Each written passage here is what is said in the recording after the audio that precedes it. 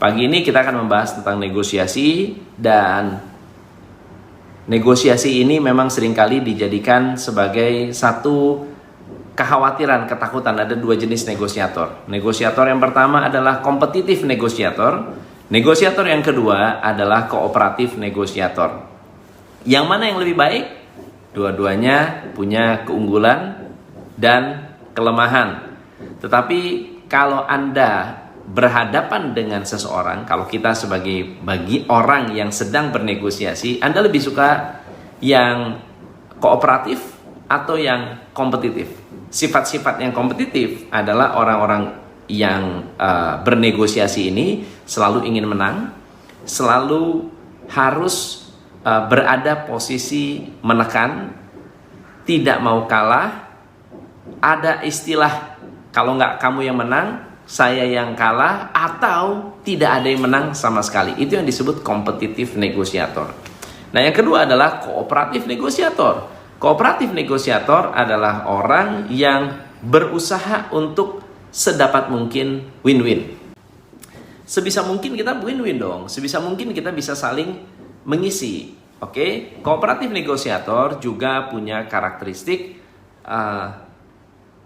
mau mendengar, senang menganalisa, dan berupaya untuk mencapai satu titik di mana tidak ada yang dirugikan sama sekali. Oke. So, jadi pertanyaan saya, Anda masuk kategori yang kompetitor negosiator yang mana? Kompetitif atau kooperatif? Nah, ada 3 trik yang saya temukan, baik Anda kompetitif ataupun orang yang kooperatif. Ada 3 hal yang harus Anda latih saat Anda menjadi seorang negosiator. Boleh dicatat ya. Yang pertama, jangan terpengaruh dengan orangnya, tapi fokus pada problemnya. Kebanyakan ketika kita negosiasi, ada orang yang tidak menyenangkan, lalu Anda terpengaruh, lalu terpancing emosi. Akhirnya Anda pilihannya adalah menyerah atau Anda kalah. Kenapa? Karena ketika emosi kita keluar, ketika kita terpancing secara emosi, kebanyakan mudah untuk dikendalikan. Oke? So, jadi pisahkan nih. Ini orang, jangan diperhatikan orangnya. Perhatikan problemnya. Perhatikan masalah yang dihadapi. Anda bernegosiasi dengan karyawan, Anda jangan fokus pada karyawannya. Fokus pada apa isunya. Anda sedang berkomunikasi dengan customer komplain, customer marah-marah, customer teriak-teriak.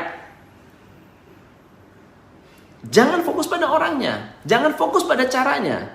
Fokuskan kepada problemnya, apa isi problemnya. Misalnya contoh, suatu hari ada customer yang ngamuk-ngamuk, marah-marah. Saya nggak mau tahu, saya mau marah, saya mau komplain, saya diperlakukan seperti pokoknya saya diperlakukan tidak hormat, saya begini, saya begitu, saya begini, saya begitu. Ketika Anda menjadi negosiator, kebanyakan kita akan berusaha untuk mengalah karena respons dari lawan bicara kita sangat agresif. Oke? Tetapi kalau Anda adalah seorang yang jago negosiasi, Anda akan tanya, Bu, problemnya di mana? Bawa kembali kepada masalah. Problemnya apa? Problemnya apa? Problemnya apa? So, ketika dibawa kembali ke masalah, masalah itu menjadi fokus dan center dari percakapan kita. Oke? Pernah satu kali ada seorang anggota marah-marah, gebrak-gebrak karena mau berangkat ke Jogja, pesawatnya delay, pesawatnya terbang lebih cepat, lalu orang itu mau refund sore hari, sementara saya waktu itu di travel ya, sementara sore hari itu tidak bisa langsung refund karena kasir sudah tutup, laporan sudah dibuat, ya. Untungnya hari yang sama, karena biasanya pada hari yang sama kalau kita belum terbang flight coupon itu masih terkumpul, belum dilaporkan, masih bisa di void. Oke? Ngamuk. Lalu kemudian dia bilang, saya bisa bakar di kantor ini. Kamu mau saya bakar? Mana yang punya? Turun sini. Pasti Cina nih yang punya nih.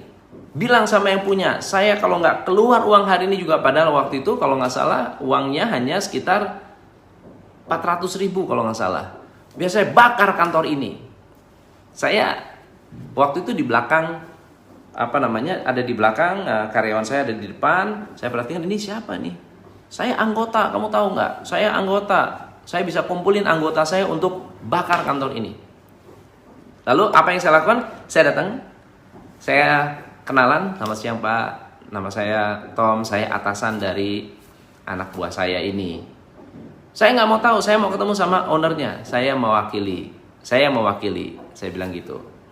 Lalu kemudian dia teriak-teriak. Nah, apa yang saya lakukan adalah saya tanya, Pak, boleh nggak saya tanya? Apa? Masalah Bapak apa yang bisa saya bantu? Kita fokus sama masalahnya ya Pak ya. Bapak kira-kira mau nggak saya bantu? Bapak mau bakar kantor ini boleh. Bapak mau runtuhin kantor ini boleh. Bapak kan anggota. Bapak lebih tahu hukum daripada saya. Bapak lebih mengerti masalah daripada saya. Saya yang menjadi pelayan di sini. Saya bilang begitu. Saya yang melayani Pak. Bapak mau nggak saya bantu? Kalau nggak mau Bapak saya bantu, nggak masalah. Silahkan Bapak mau melakukan apapun yang Bapak mau. Apa yang terjadi adalah orang itu menjadi nyadar gitu loh. Dia nggak perlu ngegos, nggak perlu teriak-teriak, nggak perlu ngegas. Silahkan. Akhirnya saya angkat, saya ajak ke tempat ruang meeting supaya terpisah, karena waktu itu lagi rame banget. Saya masuk ke ruang meeting, ajak duduk, kasih teh botol, minum, adem, tenang, fokus pada problemnya. Yang saya katakan adalah, Pak, kalau mau saya bantu Pak, Bapak harus ikut aturan kita. Karena kita pun ikut aturan airlines. Kalau Bapak mau teriaknya sama airlines, karena airlines yang pegang uang kita. Jadi kita benar-benar memfokuskan kepada problemnya. Oke? Yang kedua, teman-teman, adalah fokus pada interest masing-masing. Jadi masalahmu apa sih?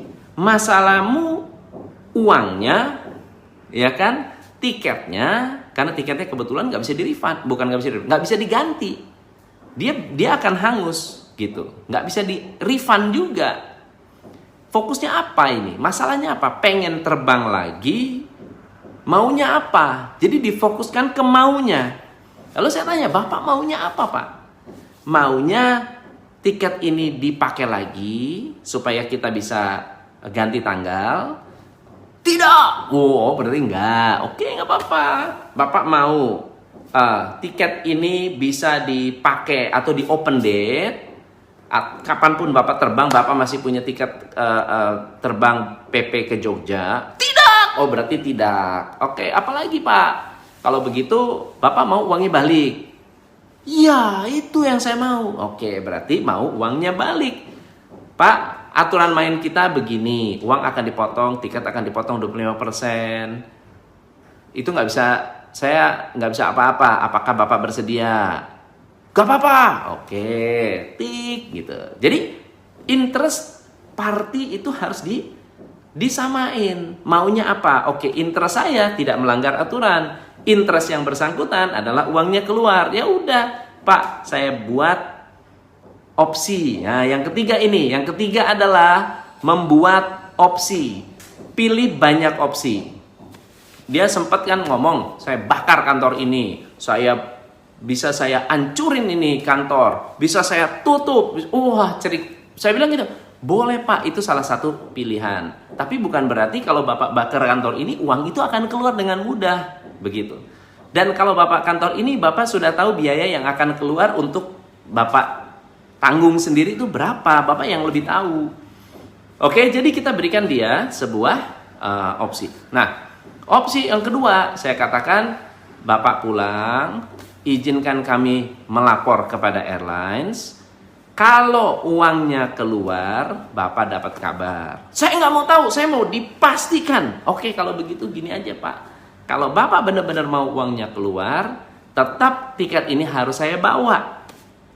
Besok saya jamin uangnya keluar, tapi ikut aturan. Besok Bapak datang lagi jam 10 pagi, kita sudah siapkan uangnya.